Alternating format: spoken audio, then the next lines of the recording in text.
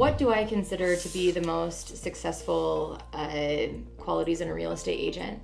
I think the most important qualities in a real estate agent is one that has a hunger to get the deal to the closing table, but with having their clients' needs always at the forefront of their brain, but being so creative in a way that they are able to get everybody to the closing table without destroying the whole deal.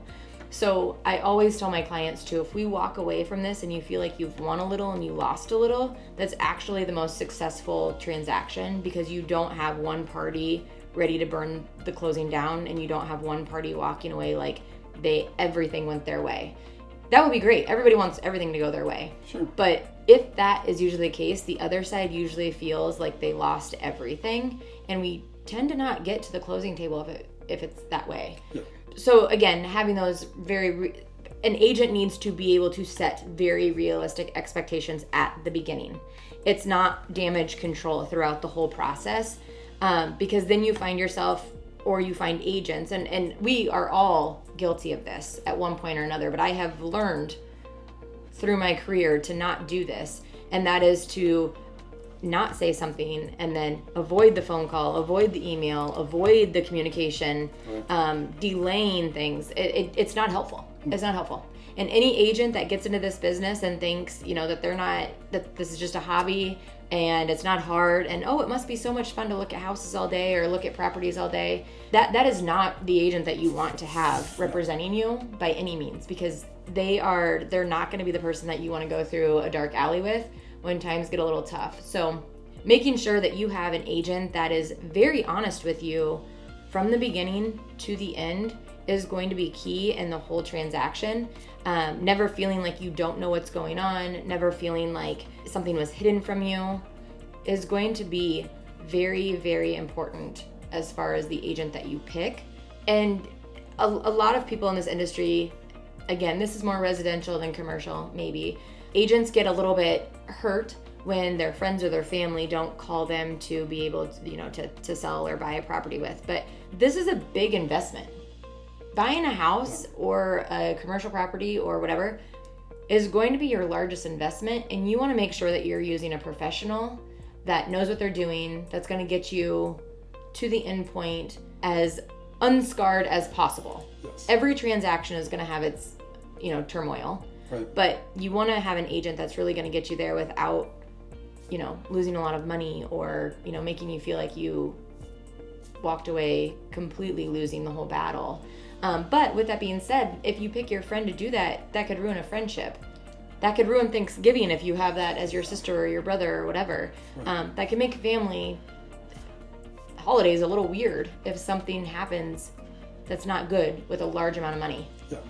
And the sort of the airing the dirty laundry, like if they're not taking care of something, or we've got a listing right now where the property is not making money and it's losing a significant amount of money every year.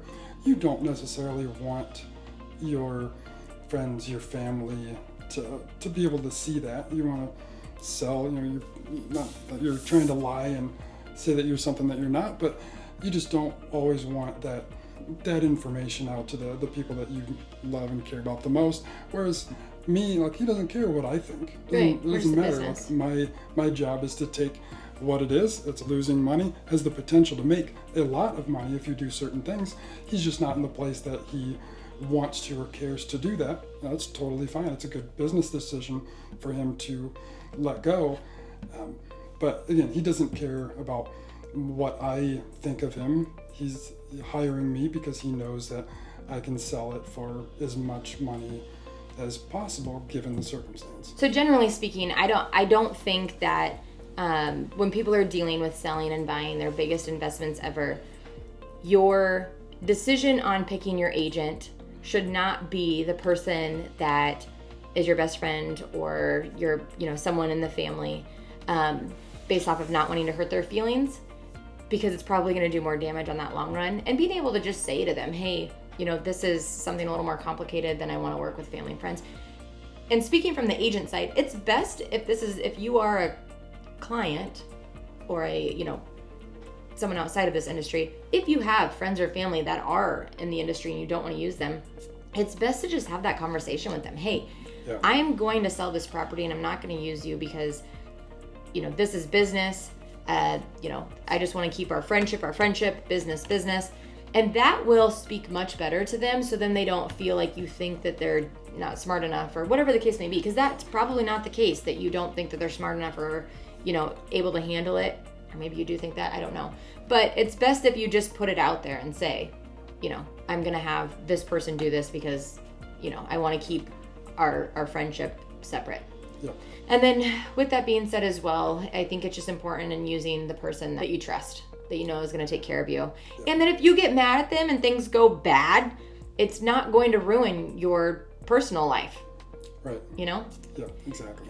And another point is one of the most important things I think for an advisor, again, is to be able to actually advise. And that means that you have to know what it is that your client wants, what they need. Asking a lot of questions. Yeah, and really being able to connect them.